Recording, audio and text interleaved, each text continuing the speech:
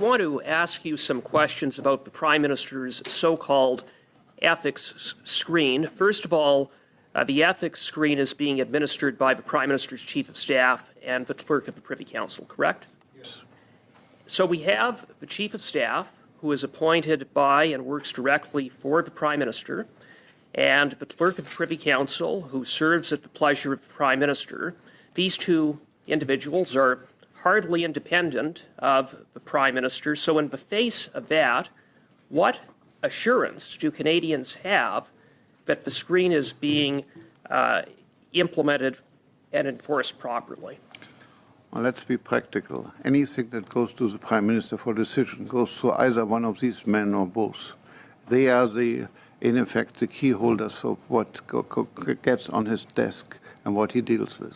So they are the logical ones to make sure he does not get involved in these things. And well, sir, I'm just talking about purely administratively. If you want to install the key people who determine who the last person, what goes to the Prime Minister are these two people. They, of course, have a whole... Well, sir, I understand that it's administered by the Chief of Staff and the Clerk of the Privy Council, both of whom serve at the pleasure of the Prime Minister. And so I'm asking you, in the face of that, what assurance do Canadians have that the screen is actually being enforced properly? Are there any independent mechanisms that your office has to ensure that it, in fact, is being applied properly? Because their interest is the same as the Prime Minister. They don't want to run a house, see the Prime Minister whom they serve run afoul of conflict of interest.